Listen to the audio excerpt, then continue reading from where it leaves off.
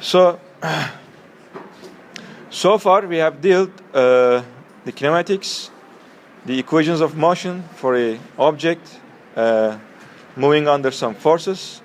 We have seen the laws of motion.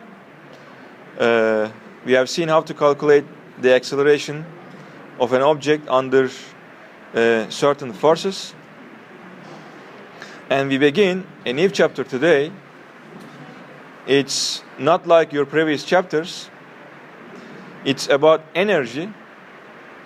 And probably it is one of the most important subjects, not only for your course, but for our daily life. Energy is one of the main problems in the world today. So to appreciate the problems and everyday problems with the energy, we have to learn what the energy is in physical terms. First of all, energy is a physical quantity and it is scalar. Okay, it is not a vector like force, acceleration, velocity, whatever. And it is a property which depends on the motion of objects. So you can expect objects which move faster will have more energy. And I will give how to measure this energy. And also you will see that the energy of an object depends on its position. Even the object is at rest, then the object may have some energy, kind of potential energy, you see.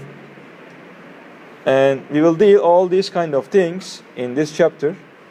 And one of the most important characteristic of energy is that it is conserved. Okay? Energy is conserved under certain circumstances, under certain conditions, and we will explore these conditions when the energy is conserved or when it is not conserved. It depends on, of course, the forces acting on the object. For certain type of forces, we say the energy is conserved. For others, not. There are different forms of energy. As I said, there are potential energies, which depends on the height of the objects on the earth. And there are other kind of energy, not mechanical energy, but energy may be associated with its motion of objects. If the object is moving very fast, we say its kinetic energy is large. This is about the mechanical energy, but in physics in general, the forms of energy are very different. For example, we have electromagnetic energy. What is electromagnetic energy? It's the energy that runs your cell phones. It's the energy that runs the microwave ovens. You put food in the microwave oven and you heat it or you cook the food, right? And the kind of energy in these devices are electromagnetic energy. This we will see in next semester. There are other forms of energy which is very dangerous. For example, nuclear energy, the nuclear bombs, nuclear reactors. That one of the main solution to the energy crisis in the world today. And we are gonna probably build one nuclear power plant for the next years in Turkey. In physics, also the mass and energy are very interrelated to each other.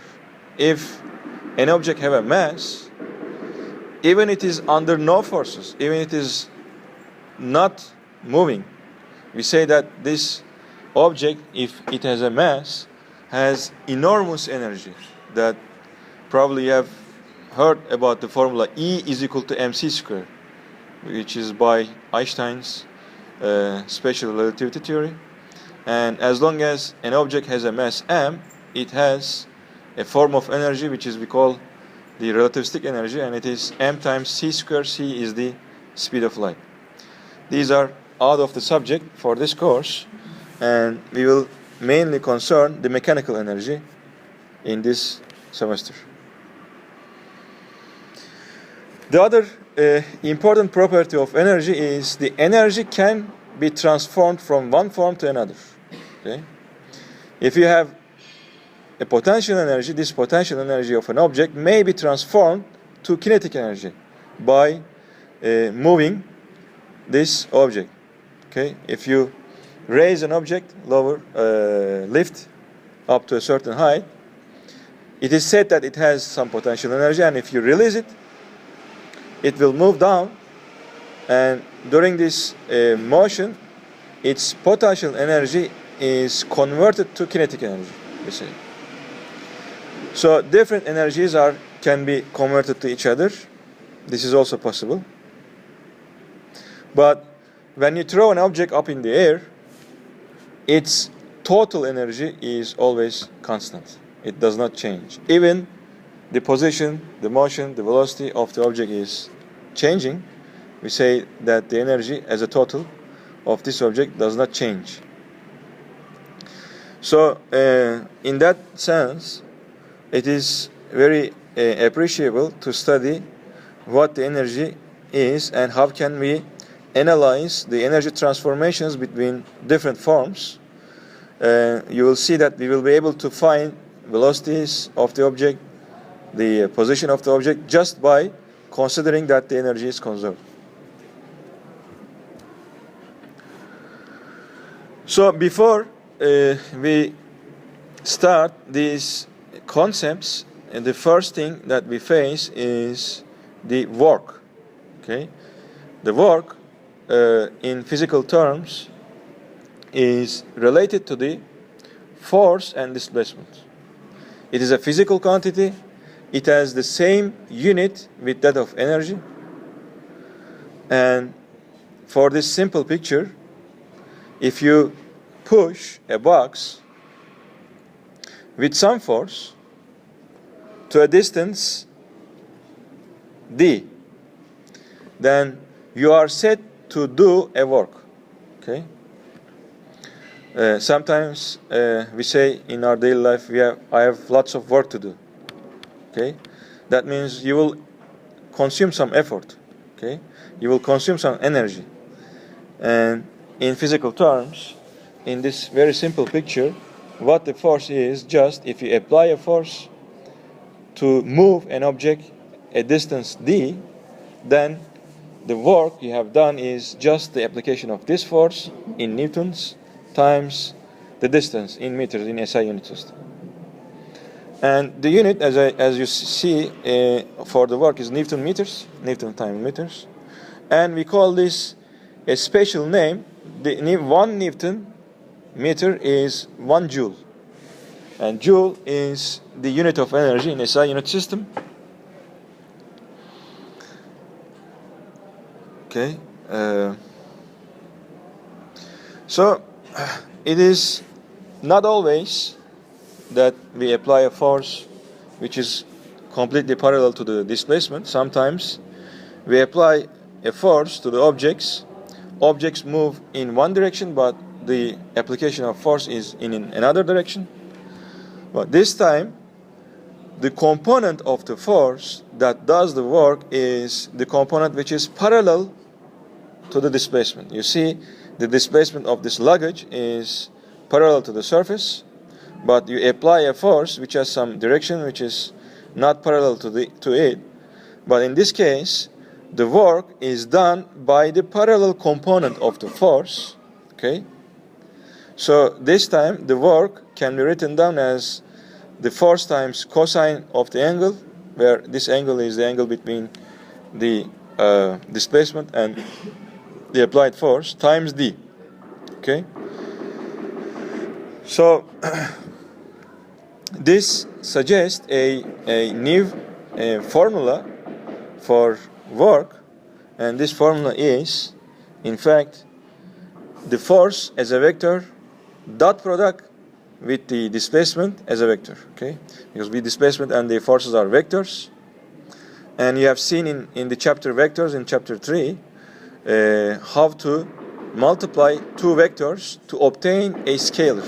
Right? This is f dot d, and it is simply equal to the magnitude of the force, the first vector, the magnitude of the displacement, the second vector, times the cosine of the angle between these two vectors. If a force is in this direction, the D is in that direction, so the angle between them, the cosine of the angle between them, is used to calculate the work. So with this, you can easily observe that even if you apply a force to the motion of an object, then this force, it is possible that this force will not do a work. That means, imagine this, a ball attached to the end of a string, and you hold the string and you rotate the ball in circular motion. Okay? If only you think that the centripetal force on the ball, that is provided by the tension in the string, the motion of the ball is always perpendicular to the force. Okay? And this tension force does not do any work on displacing this ball all the way on the circle. So it is very important to realize this fact that the work is strongly dependent on the direction of the force you apply. Even if the object changes its direction, force may not do or may not contribute to the work done on the system. And also, it is also possible that the work done on the system might be negative, because for the angles which are larger than 90 degrees, cosine of this angle is always negative. So you may have a negative work, and we will analyze what the situations that the work done on the system is negative. In this picture, that a boy is sliding down on a water slide.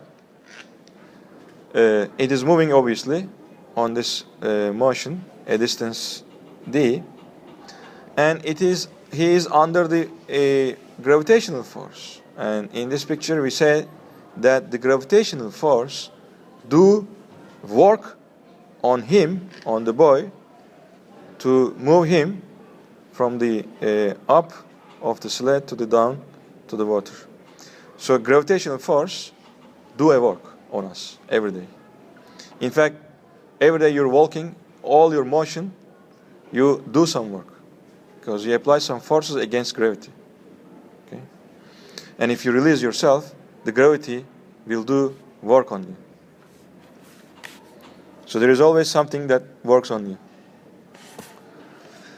These special cases are summarized in here. As long as this angle is less than 90 degrees, the work done is always positive. Okay? And if the angle is 90 degrees, the work is 0.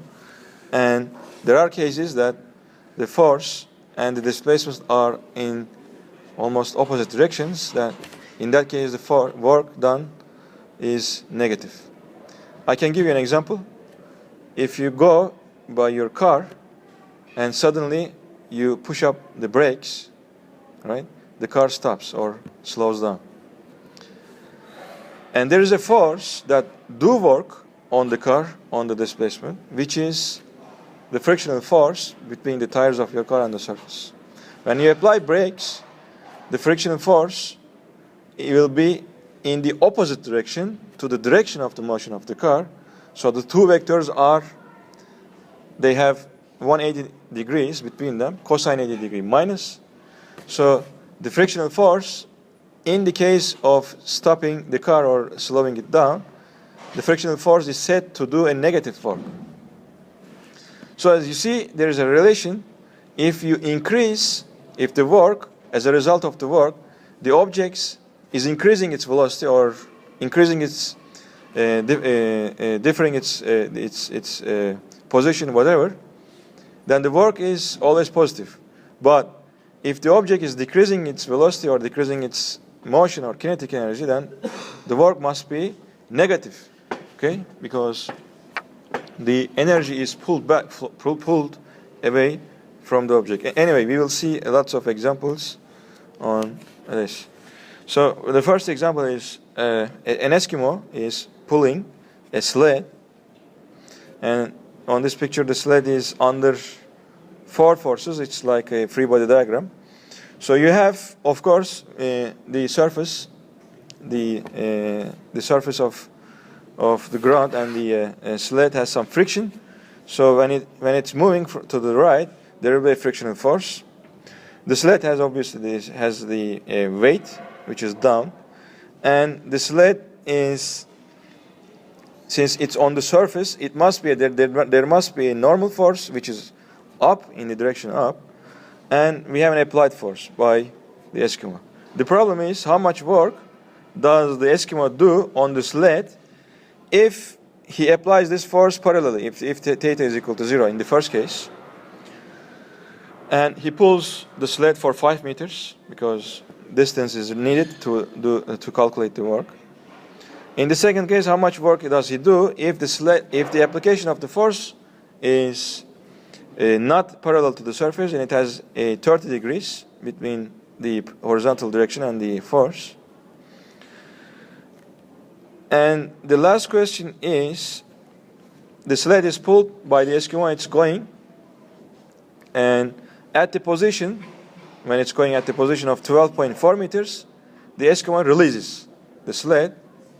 With its some initial velocity, the sled will continue its motion for a time, for some distance, until 18.2 meters, but it stops at 18.2 meters. Why it stops? Because there is frictional force. And the last question is, what is the work done by friction on stopping the sled? Let's now try to solve it. So in the first case, we always have this formula, F times D times cosine of the angle. F is given, the force, the magnitude of force is 120 newtons by the Eskimo, and it is parallel pulled for 5 meters. So you just multiply these two numbers to find 600 joules in the first case. If you pull the sled for 5 meters with the application of 120 newtons, then the work you have to do is 600 joules. In the second case, you do the same thing, but only that the application of force is not parallel, but it has some angle. This time you multiply Ft by cosine 30 degrees, then obviously it will be less work, so 519 or 20 joules. You apply the same force, but you do less work. So it shows that the application, direction of the application is very, very important. In the third case, the distance that the sled travels between the 12.4 and 18.2 is 5.8 meters. But during this distance, there is only one force acting on the sled, which is the frictional force, and it is in the opposite direction, right? So the cosine of the angle between the force of friction and the displacement is 180 degrees. That means cosine 180 is minus 1. So you have a negative work that done by the frictional force, and it is minus 261 joules. Yes.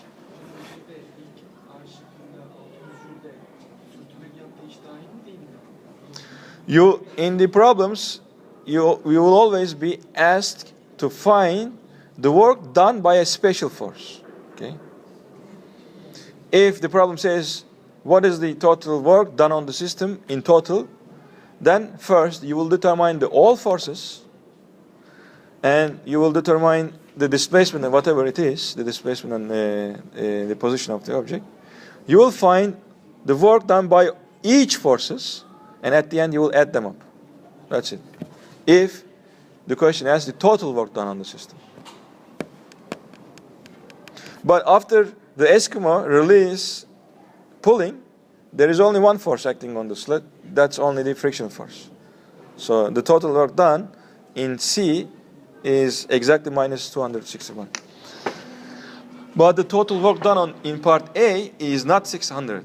If you want to also calculate the work done by the friction in the first part, you have to add it. What you have to do is, you have to add minus 261 to 600 joules to find the total work done on the system.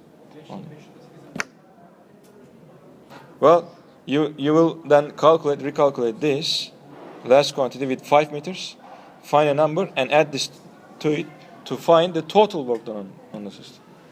Not not the work done by a special force. We will see these such examples in next lectures. Well, this example is nice because sometimes the frictional force will not be given to you by the problem exactly, but sometimes you will be given only the frictional coefficient of friction will be given, and the forces will be given to find the work done on the system. In the first case, again, it says the Eskimo pulls the sled with a parallel angle, okay? But this time, the frictional force is not given. Rather, the coefficient of friction is given as 0.2. And the mass of the sled is given because you need this mass to calculate the force of friction. The force is, again, applied by the Eskimo is the same, 120 newtons. This is 10 to 2, not, this is written incorrectly. This is 120, anyway. So the first part, find the work done on the sled by friction, okay?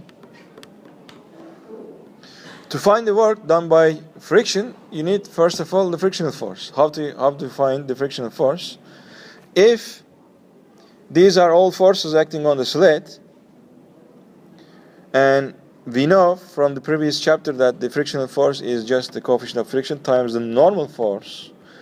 And in the first case, if the applied force is parallel, this angle is 0, there are only two forces acting on the sled, which is in the vertical direction. One is normal force and the other is mg.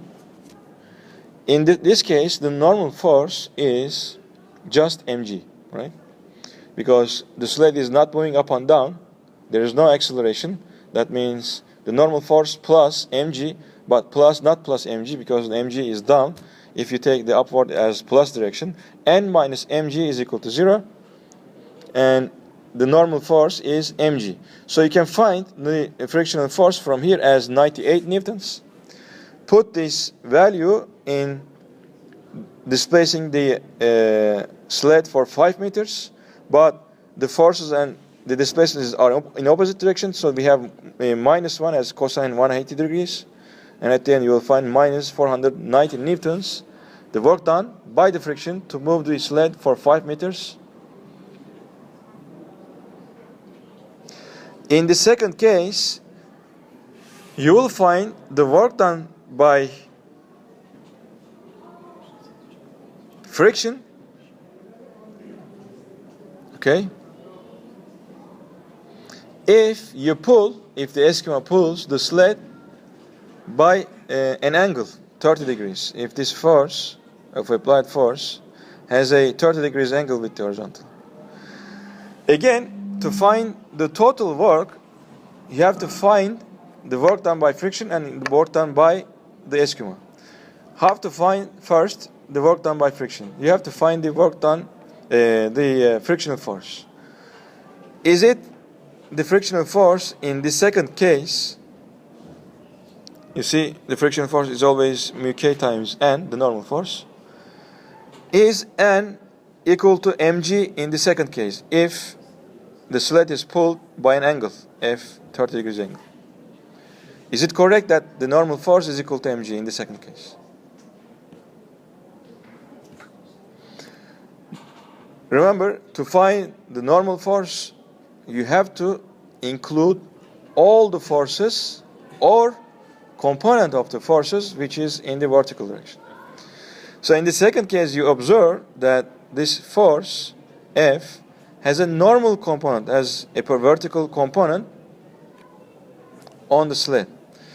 So if you include this, then you can write down the total forces in the y direction on the sled.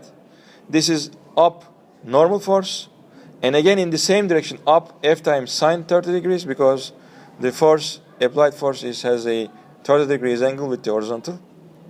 So probably there is no question on this. And minus mg. So now the addition of these three forces must be equal to 0 because the sled is not moving up and down. And when you solve for n, you will see that this time the normal force on the sled is not simply mg, but is mg minus f sine 30 degrees. Okay, so be careful in here. This time, when you calculate the frictional force, you have to use the Newton value for normal force, and it is mg minus f sine 30 degrees, and you put the numbers, and you find the frictional force, this time not 98 newtons but 86 newtons, which is less, because there's an applied force on the vertical direction. So this decreases the normal force. Then you are ready to calculate the work done by friction. You multiply this 86 newton by 5 meters, and since they are in opposite directions, it will be minus 1 multiplied. So the work done by friction is minus 430 newtons, and the work done by Eskimo is Fd cosine 30 degrees, and it is almost 520 newtons. The total net work done on the sled is just the addition of these two works, and this will be 89 newtons. Okay, so there is a positive net work done on the sled if the sled moves 5 meters to the right. Any questions in this problem?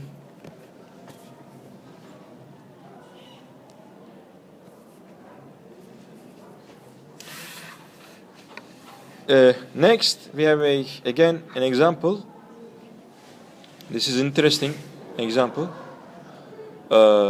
We need to load this box to the backside of the truck. You have two choices. You can either directly lift the box to this certain height, that the backside of the truck from the ground, or you may use a inclined surface to push the box from one end of the incline until it reaches to the top. So there are two choices. Okay, and in this problem, ignore friction between the inclined surface and the box. You may always oil up the surface to decrease friction. Okay, or you may use some maybe wheels, whatever, to decrease friction. Okay, so ignoring the friction, the question is, what are the works done on moving this box to the truck? You have to apply. What is the work you have to do? Is it the same, first of all, or which one is you have to put more effort or more work to do this job? There are no frictional force. So you have two choices. You either lift it up or you use the inclined surface. So in which case you have to do more work? Same. Why?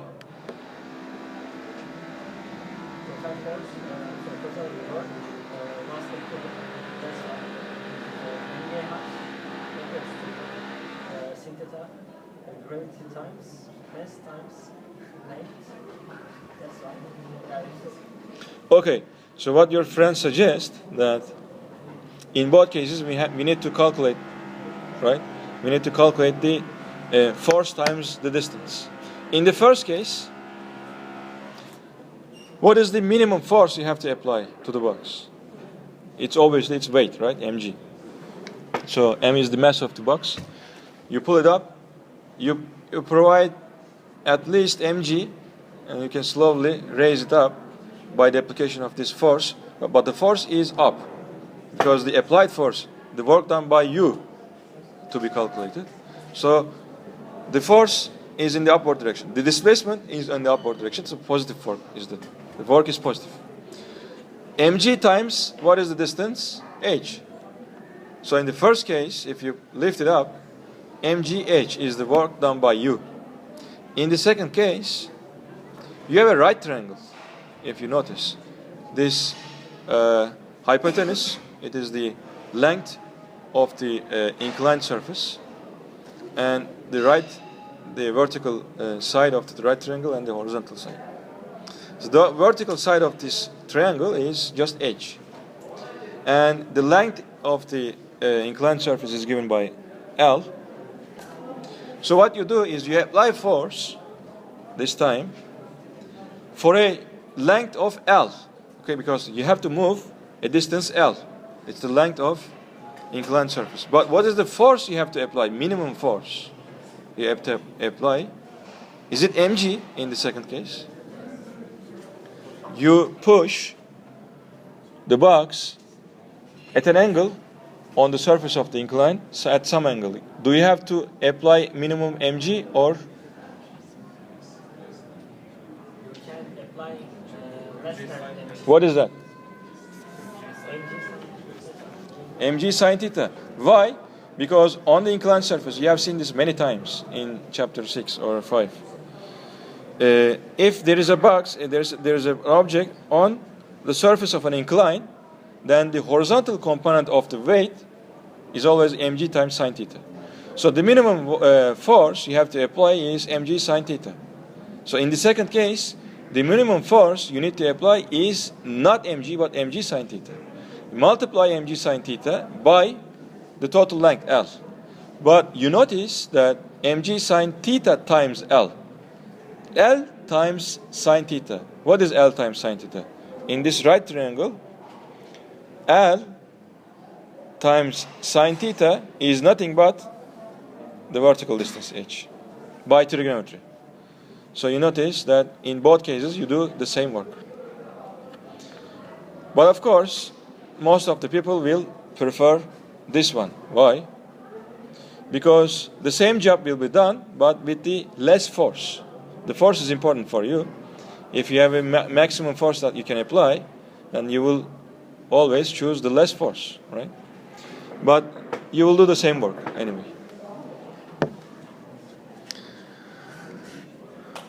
Okay, let's give a break. Then we'll continue next hour. If you have questions about the exam or any problems, you can ask now. Nasıl?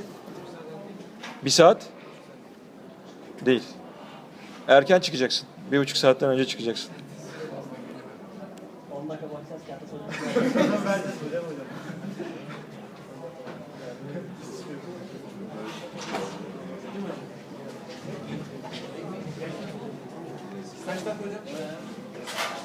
Bir 10 dakika